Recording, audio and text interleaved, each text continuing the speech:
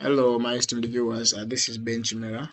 I, as I promised in the previous series, the previous season and episodes, I promised to give you content and about the information about now information literacy.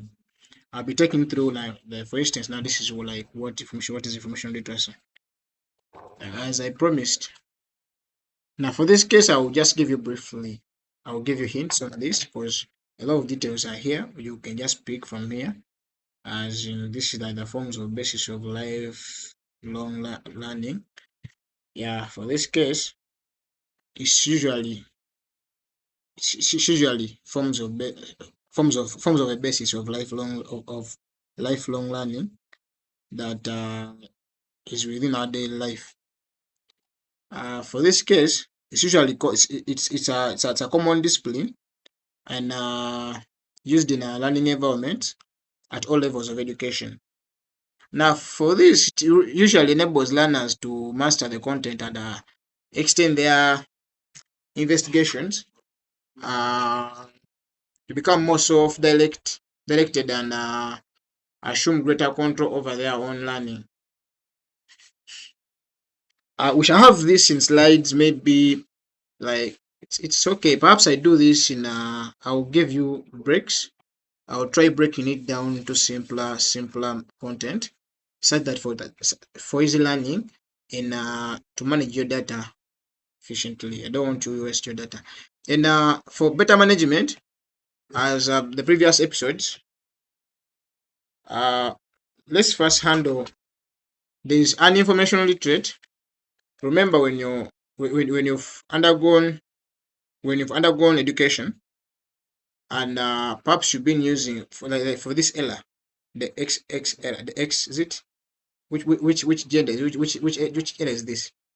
Now for the case of this error, you must have used information literacy. That's one. It's one of the basic needs. Now for this case, for an information literate to be able for you to be able to be successful in this whatever this error, you must have been well conversant with information literacy. Now it helps you and enables you in most cases to determine the extent of information that is needed. You determine that is by weighing the information. You determine by weighing the information and weighing and evaluating. Now there's also accessing the information. Before evaluating, you first determine what do you need, to what extent do you want the content, how do you want it. Then you access the needed information effectively and efficiently. There's accessing the needed information effectively and efficiently. Accessing. Now for this case, you can use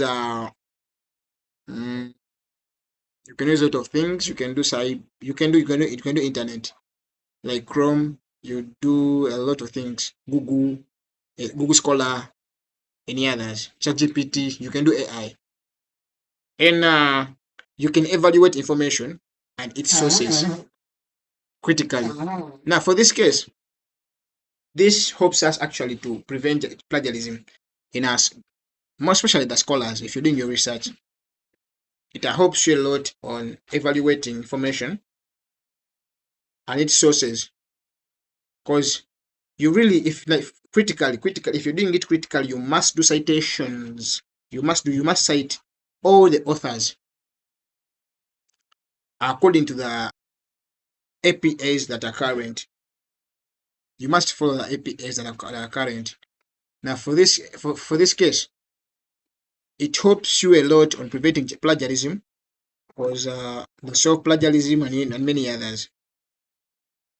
The use of information usually effectively the use of information effectively to accomplish a specific purpose.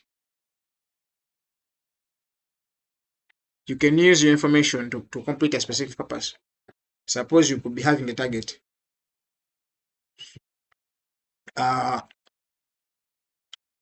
basically can you use the information or information literacy skills, and how could you have it done. Like if you could be having a research, you could be having a study,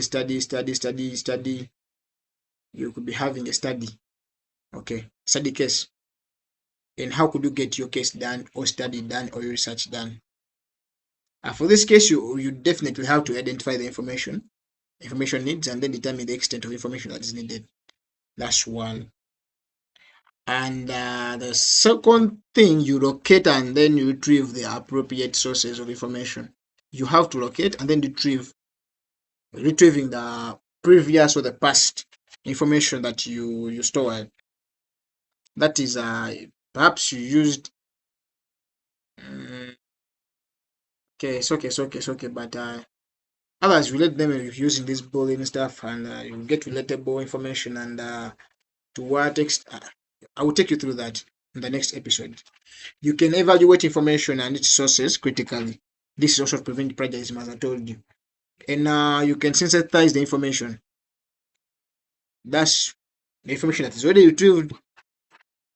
You can synthesize the information and then integrate it to one's current knowledge base on the which is based, and then which is successfully which and successfully apply to the original information that's needed.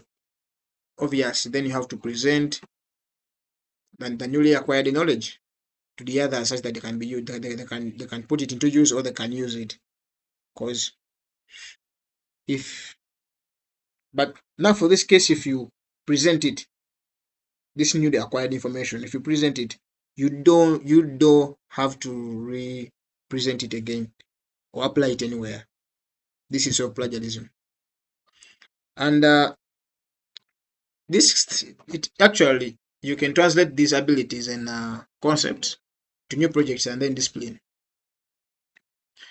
uh I don't want to consume more of your time. This uh this can work as an introduction to the just introduction to the information literacy. I don't want to push so hard. Don't want to push introduction so hard. It brings a lot of boring. I'll bring a lot of content, not introduction. uh, More or less, maybe I just wish you a happy new year, though we're now in the middle of the year. Happy new year. Stay tuned, be blessed. Subscribe, don't forget to subscribe, hit the notification bell, like, you can share to your colleagues and circles on the areas of influence. uh Ben Chimera. Thank you.